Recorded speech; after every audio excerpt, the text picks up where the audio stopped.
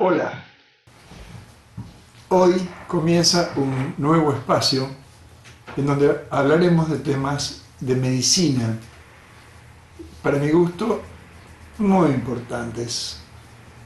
En esta primera etapa vamos a conversar sobre un remanido tema que es el de la gordura obesidad. La gordura obesidad es un asunto que está rodeado de mil formas de solucionarlo, pero pretenderé convencerlo de que esas mil formas se han basado hasta ahora en inexactitudes y en mentiras. Algunas honestas, aunque con falta de rigor científico, pero la mayoría intencionadamente.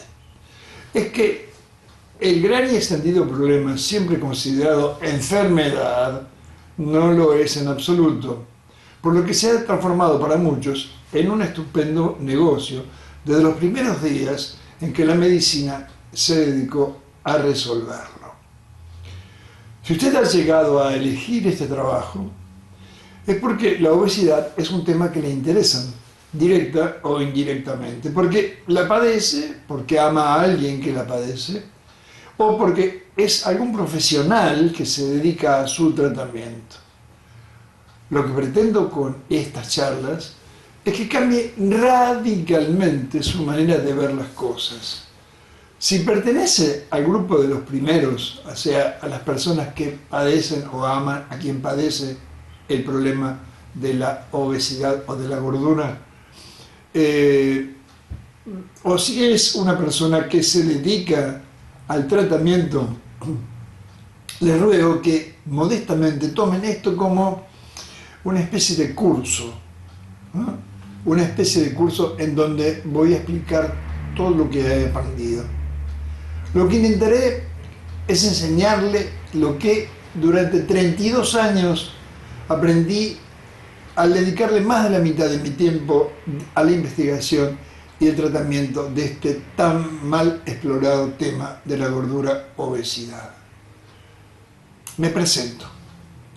Soy el doctor Cesario Rodríguez, tengo 75 años, estoy casado con Marita desde hace 50 años ya, que también oficia de mi secretaria. Y tengo 3 maravillosos hijos que por orden de aparición son Marcelo, Pablo y María Lelis. Esos que están allí en la foto, esa es mi familia.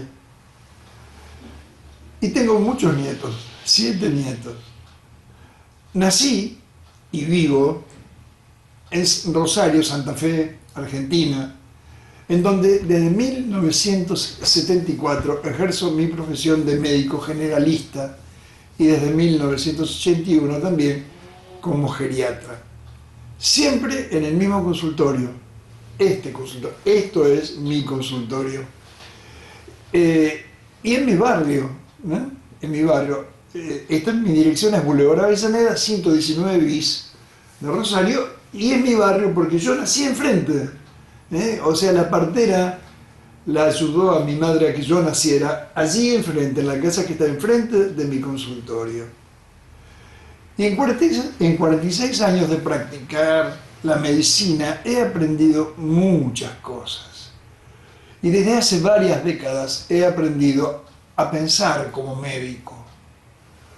Porque tiene que saber que cuando egresamos de la facultad, tan solo lo hacemos como licenciados para ejercer la medicina. El tiempo y la experiencia poco a poco nos va transformando en médicos. He tenido magníficos profesores y siento que el que me enseñó una de las cosas más importantes, el consejo que considero más sabio para la práctica de la medicina, fue el doctor Guillermo Ferrari del Cel, quizá el más brillante gastroenterólogo que ha tenido Rosario. Él siempre nos decía: el médico que piensa distinto de lo oficial tiene terminantemente prohibido callarse la boca. Y a mí me convenció. Pues le comunico que yo pienso en muchas cosas distinto de lo oficial, a veces muy distinto. Es por eso que, siguiendo ese sabio consejo, no puedo callarme la boca. YouTube nos da una oportunidad maravillosa. Podemos comunicar a todo el mundo lo que pensamos con respecto a determinados problemas de la medicina, y voy a hacer uso de esa oportunidad que nos da YouTube. Tengo muchas cosas para comunicar. Dios me dé el tiempo para poder hacerlas. Y voy a usar esa hermosa oportunidad, como les decía recién, que nos da esta maravilla de Internet. Se me ha ocurrido llamar a estos espacios simplemente charlas de un médico. Porque esos son, charlas de un médico. Tocaremos muchos temas, muchos. Pero creo que el primero tiene que ser el tema con el que más discordancias tengo, con lo oficial. Oficial es lo que todos consideran hasta hoy como verdadero, lo que se enseña en las escuelas de medicina de todo el mundo, lo que todos consideran indiscutible hasta que aparecen ideas superadoras que pasan a ser entonces conceptos oficiales. El problema es que todo se enseña y ejerce muchas veces simplemente como un dogma. Y el dogma es solo para las religiones, no para las ciencias.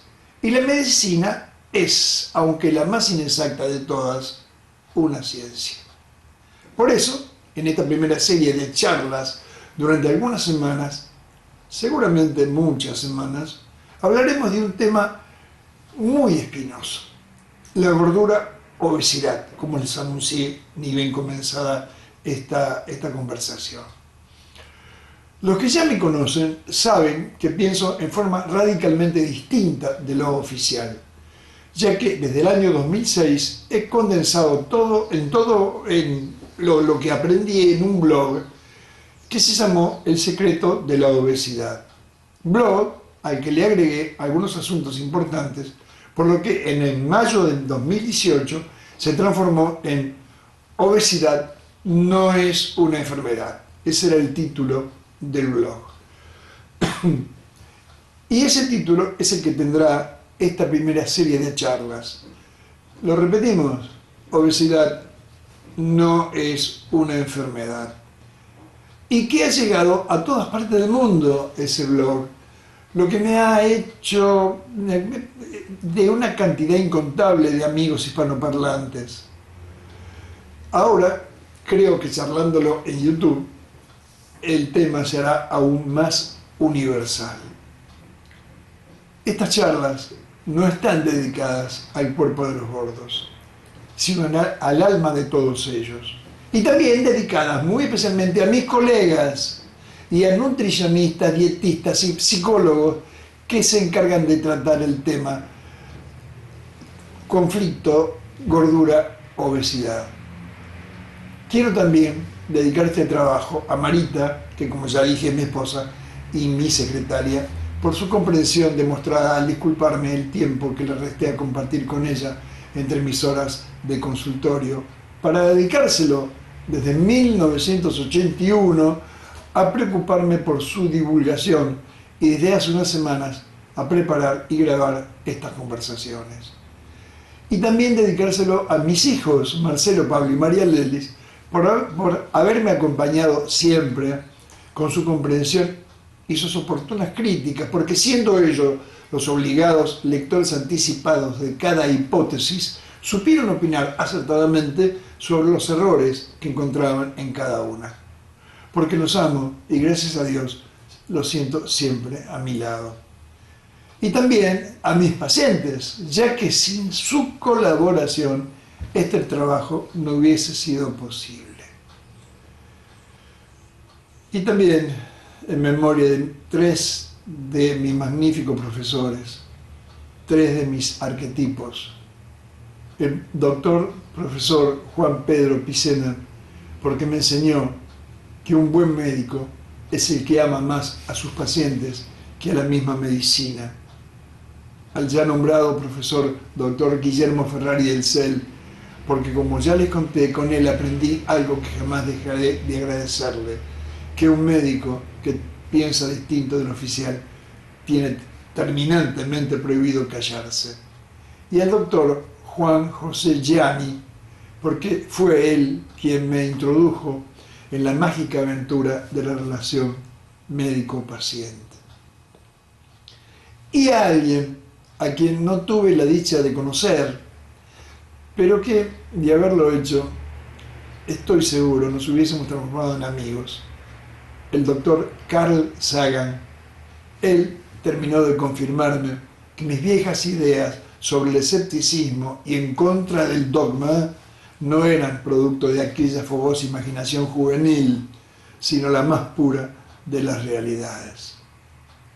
Las charlas se harán en lo posible un par de veces por semana, por lo que, para que sepa de qué trataremos, a qué me referiré en cada una, pongo aquí el listado de las mismas.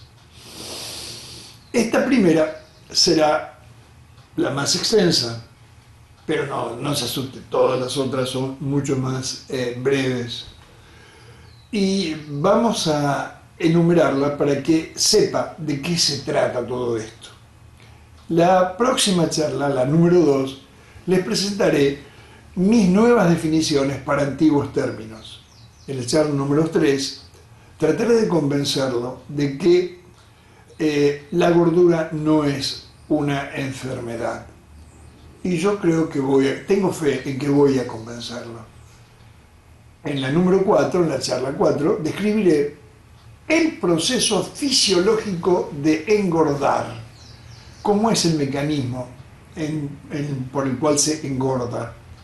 En la charla número 5, en un anexo a la tercera hipótesis, o sea, la charla anterior, hablaremos sobre el colesterol y la errónea teoría de las calorías. En la charla número 6 describiré el proceso fisiológico de adelgazar. En la número 7 trataré de convencerlo de que no debemos confundir adelgazar con enflaquecer. Ya verán que son dos cosas completamente diferentes, para nada sinónimos. En la número 8 trataré un tema fundamental, a lo que llamo el conflicto eclipsante. Yo creo que es un tema, a mí personalmente me apasiona, ya verán ustedes que es fundamental, en esto es fundamental. En la charla número 9 hablaremos del orden por el terror. El orden por el terror es, para mi gusto, un tema muy, muy importante. En la charla número 10, la gordura no produce todas las enfermedades de las que se le culpa. También, para mí son todos interesantes los temas. Yo soy muy entusiasta de este tema. Pero ya va a ver cuando llegue el momento que tengo razón, es muy interesante. Lo voy a convencer de que la gordura no produce todas las enfermedades de las que se le culpa. En la charla número 11 hablaremos de la gordura en la niñez, importantísimo tema. Y en la número 12, la gordura en la adolescencia. En la charla 13, la primera parte del paciente problema. El paciente problema también es un tema apasionante, apasionante. Y es un poco largo, entonces lo dividí en dos charlas. La 13, la primera parte, y la segunda y última parte en la charla número 14. También después viene un tema recontra apasionante, para mí es fundamental, es los nefastos anorexígenos. Anorexígenos, ya van a ver, son todos los elementos que quitan el hambre, ya verán que no tiene ningún sentido. Tema largo este, que también se divide en dos charlas. La primera, la número 15, y la última o segunda, la número 16. En la charla 17 hablaremos de un mito, que es el mito de la fuerza de voluntad. Van a ver que se van a sorprender de algunas cosas. En la charla número 18 hablaremos de un tema también muy interesante. Hablaremos de la silueta femenina. En la charla 19 les contaré cuál es mi propuesta de la alimentación para adelgazar o para mantenerse delgado, o por ahí para no seguir empeorando su situación. esta es la charla más larga de todas. Entonces no tuve más remedio que dividirla en 3. O sea que la charla número 20 y la 21 serán la segunda y la última de este importantísimo tema. En la charla número 22 le hablaré sobre la actividad física en el proceso de adelgazamiento, y en la 23 les daré las pautas de cómo elegir un buen método para adelgazar. En la charla número 24 les contaré una parábola que inventé hace muchísimos años, que es la parábola de Abracadabra. Es fuerte, pero les va a gustar. En la número 25 comenzaré un apartado especial al que llamaré misceláneas, porque son temas que no tienen cabida en el cuerpo principal de todas estas charlas, pero que no puedo dejar de tratar. Ese día conversaremos sobre por qué sentimos la necesidad de comer cosas dulces cuando las cosas nos van mal. Y hablaremos sobre las fantasías y la realidad de las comidas y bebidas del invierno y del verano. En la charla número 26 les hablaré de mis hipótesis sobre la anorexia y la bulimia. No podía faltar esos 2 temas tan importantes en charlas como esta. La charla número 27 será dedicado al eterno problema del desayuno. Ya van a ver que es un problema universal y eterno. Y en todo lo referente a lo que es light, diet, free o de bajas calorías. Y en la última charla de esta sección, digamos, sobre obesidad y gordura o obesidad, en la charla 28 hablaremos de la alimentación de la mujer embarazada. Luego haré una especie de epílogo de todo lo que hemos tratado, y les dejaré una placa con el decálogo del correcto método para adelgazar, con la ilusión de que lo imprima y lo enmarque y lo cuelgue en algún lugar muy visible de su casa.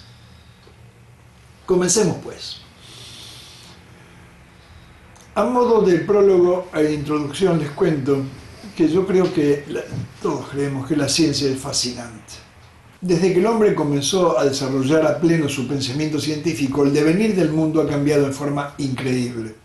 Los logros de la humanidad son incontables y ha sido el escepticismo el progenitor de todos esos logros, porque tiene que saber que el escepticismo es el padre de todas las ciencias y su madre es la necesidad.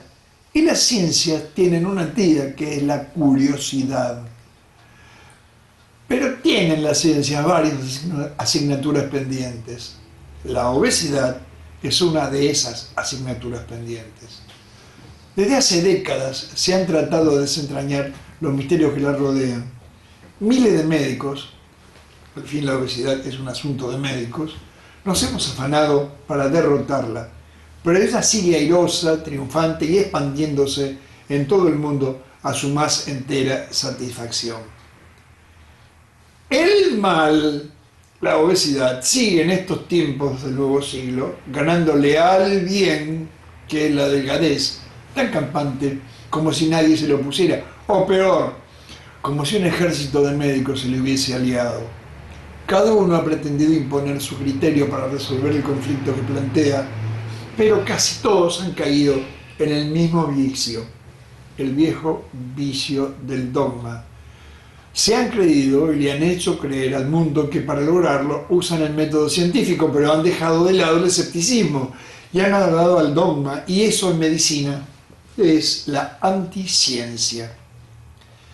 El famoso historiador inglés Edward Gibbon decía: no habían añadido ni una sola idea a los sistemas especulativos de la antigüedad, y toda una serie de pacientes discípulos se convirtieron en su momento en los maestros dogmáticos de la siguiente generación servil. Se refería al antiguo imperio oriental, cuya capital era Constantinopla, pero podríamos decir casi lo mismo para este contemporáneo imperio global si nos referimos a los progresos logrados en el estudio, comprensión y resolución del problema que nos preocupa. Hace casi 40 años, confieso que jamás supe por qué, El tema se me antojó interesante. Comencé en esas épocas a asistir a pacientes que ocasionalmente por su gordura me consultaban y a leer todo lo que llegaba a mis manos. Advertí a partir de allí, con estupor, que el conflicto, con el correr del tiempo, en vez de encaminarse a una futura solución, se complicaba más. Temerariamente, en 1981, pretendí, soberbio, haber descubierto sus secretos. Entonces publiqué un cándido, un inocente del primer libro, para hacer conocer mi postura. En 1983, ya con más experiencia, creí que había llegado al fin del problema, cosa que expliqué en mi segundo trabajo, Basta de dietas. Es que ya había advertido que las dietas no sirven para nada. En el 1987 le di el punto final con mi Adelgace para siempre. Tenía un subtítulo: La única solución, el sentido común. En 1993 creí que todo estaba dicho y entonces publiqué otro trabajo que titulábamos Pobres Gordos. En el 2000, con El secreto de la obesidad, el asunto estaba terminado. Este último se transformó en un blog en el año 2006, como le conté al principio, cuando la casa editora me devolvió los derechos de autor porque decidió no imprimir más libros de autoayuda. Estaba por imprimir la quinta edición de Adelgace para siempre y la segunda del secreto de la obesidad. ¿Qué habrá pasado? En fin, no sé qué habrá pasado. A pesar de todo, creo que no estuve del todo errado en ninguno de los 5 intentos. El pecado fue creer a su tiempo que en cada uno había encontrado la solución. Hoy, ya maduro, me abochornan mis anteriores pretensiones y siento íntimamente el temor a que dentro de unos años me sonroje con las pretensiones de hoy, porque hoy me he vuelto tan escéptico que hasta temo crear mis propios dogmas. Escucho con esperanza los comentarios de la mayoría de mis colegas, pero advierto que casi todo no hace más que repetir servilmente las enseñanzas de sus predecesores. Se me hace harto difícil descubrir en alguno una nueva idea brillante, luminosa, novedosa, progresista, que me haga sentir la emoción de estar frente de un escéptico e innovador del pensamiento. Yo estaba confundido. ¿Por qué tenía que pensar diferente si me eduqué en una escuela idéntica a la de ellos? Si habito su mismo mundo, si me nutro de la misma fuente de información, si asisto a pacientes con problemas semejantes. Pero pienso diferente. Quizás yo también esté errado, pero siento que pienso muy diferente y eso me hace sentir feliz. Estoy absolutamente convencido cuando digo que el dogma es un vicio, y más, es el vicio que envilece a la ciencia médica. La medicina lo ha padecido en toda su larga historia, pero eso no es lo más grave. Lo peor es que aún lo padece y que ha de padecerlo por muchos años más, Dios quiera que no sean muchos. En el estudio de la obesidad, es el dogma el que ha empañado el punto de vista de la mayoría de los investigadores, de los discípulos de maestros que lo fomentaron. Es el dogma el que les hace ver el problema como algo solo perteneciente al cuerpo. Es por eso que se han olvidado del alma. Ellos pretenden que un gordo se ha de transformar en delgado solo cuando consiga un cuerpo delgado. Aún no se ha percatado que un gordo se transformará en delgado para siempre, que eso es lo que ellos quieren, tan solo si alguna vez su destino les permite llegar a pensar como lo hacemos los delgados. Allí es donde hay que enfocar nuestra mira. Por eso estas charlas no estarán dedicadas solo al cuerpo de los gordos, sino al alma de todos. Se olvidan, prefiero pensar que se olvidan porque me disgusta suponer que ni siquiera se han percatado, que la inmensa mayoría de los gordos lo están porque inconscientemente lo necesitan. Vamos a repetir eso. ¿No se han dado cuenta que la mayoría de los gordos lo están porque inconscientemente lo necesitan, ya lo va a entender, le prometo que lo va a entender. Y quieren obligarlos a adelgazar sin medir las consecuencias que semejante actitud, logros, dicen ellos, le acarrearía a su estructura mental si previamente no se los prepara para el cambio. Quieren que lo logren por decreto, y por decreto no se puede adelgazar. Y no se puede ni amar, ni odiar, ni ser bueno, ni malo, ni mucho menos escéptico. Y el decreto en este tema es el abominable uso del orden por el terror, tema del que ya les comenté, vamos a hablar en su oportunidad y que les va a aclarar muchas cosas. Y que en medicina es la peor de las transgresiones, el peor de los pecados, es utilizar el orden por el terror. Ha de escuchar en estas charlas muchos conceptos que no le van a gustar. Eso estoy absolutamente seguro.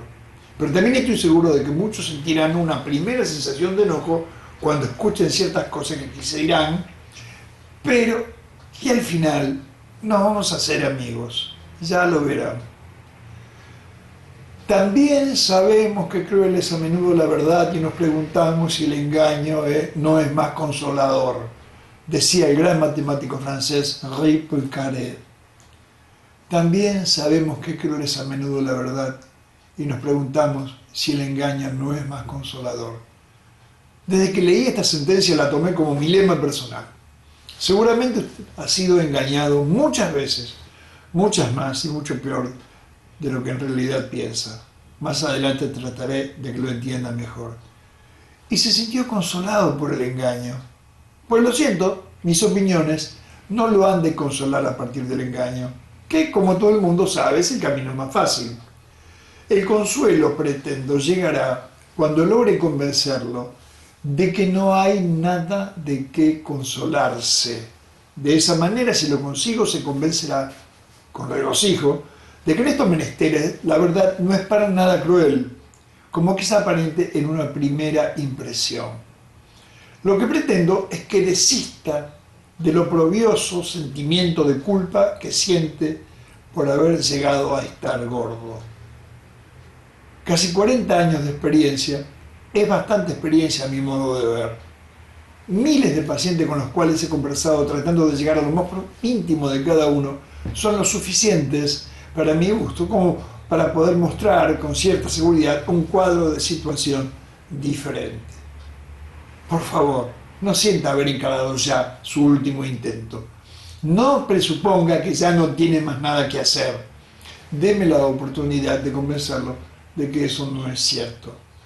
Y a mis colegas les ruego que dejen de pensar que ya no tienen nada que aprender. Ténganme paciencia, por favor.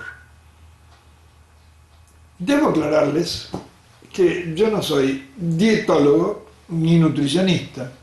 Soy un simple médico clínico, también graduado en geriatría, que un día, a fines de la década de los 70, como les comenté al principio, comenzó a interesarse en estos temas. Y gracias a Dios que no soy dietólogo ni experto en nutrición, porque si lo fuese, me moriría de vergüenza cada vez que me enfrentara a un oftalmólogo, a un cardiólogo, a un neurocirujano, a un endocrinólogo, a un genetista.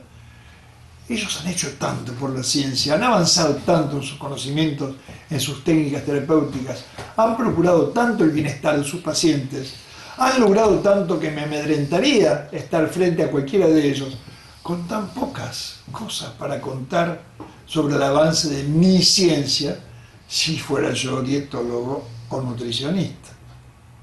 No sabría qué responderles si me preguntaran ¿por qué después de más de 120 años de investigación todavía existen gordos en el mundo? Peor si la cuestión fuese sobre por qué ahora hay en proporción más gordos que hace un siglo. Y saldría corriendo espantado cobarde cuando me comunican su insidiosa observación sobre que los gordos cada vez están más gordos a pesar de mi ciencia y mis esfuerzos. Pero yo no soy ninguna de las dos cosas, ni dietólogo ni nutricionista. Por eso me siento muy tranquilo y poco comprometido cuando me encuentro con colegas de otras especialidades que han tirado el dogma por la ventana y que se enfrentan al nuevo milenio con la conciencia en paz, el intelecto lanza, con la frente alta.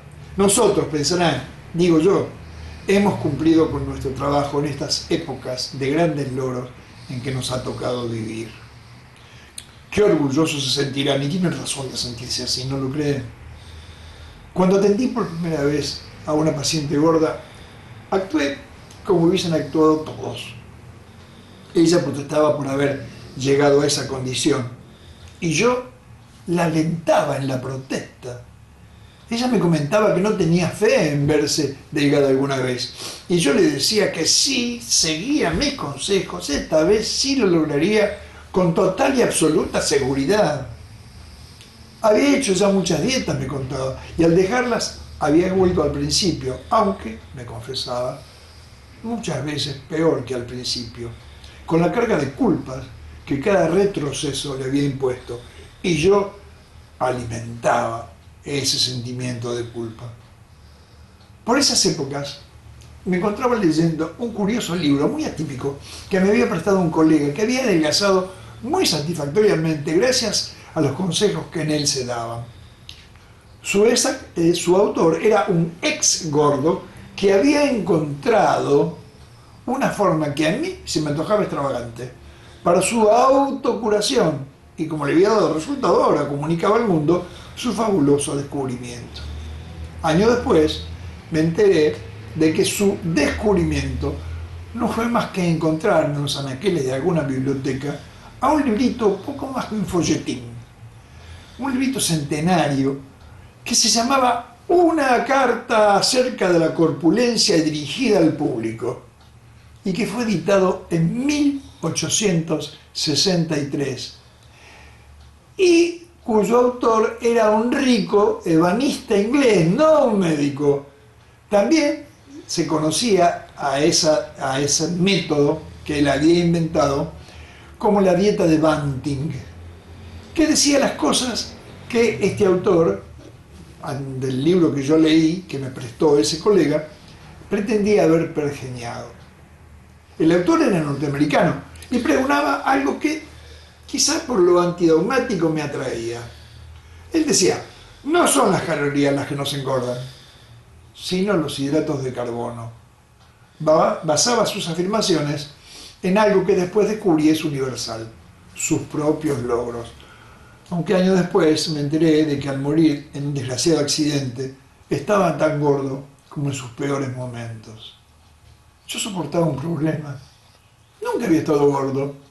Nunca necesité hacer nada para adelgazar. Por eso mis argumentos debían cambiar de estilo para lograr convencer a mis pacientes como se suponía aquel médico norteamericano convencía a los suyos.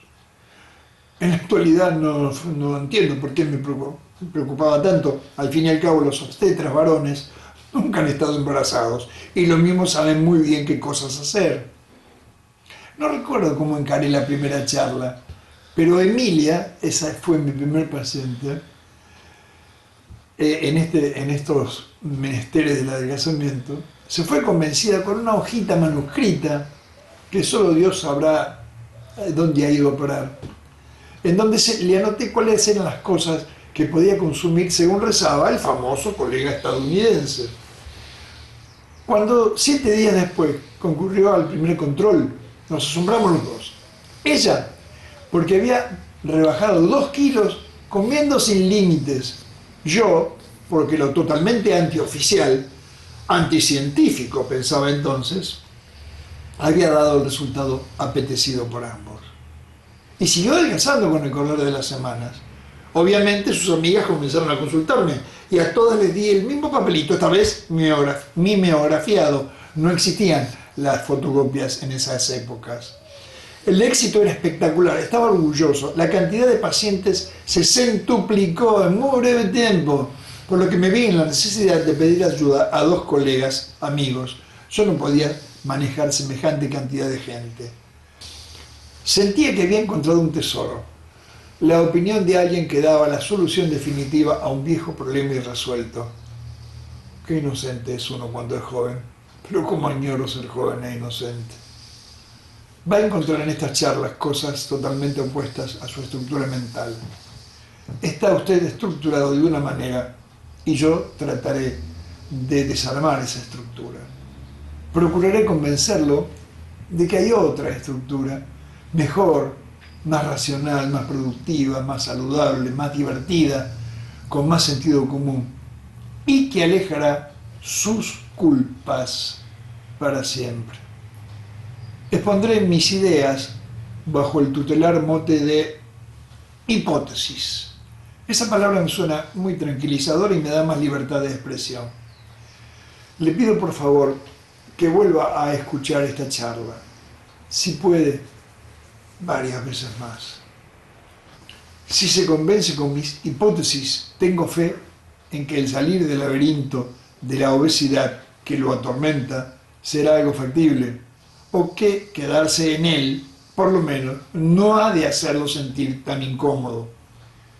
Si no lo consigo, creerá que no soy más que algún otro médico que quiere contribuir a la confusión general. Anhelo que ocurra lo primero.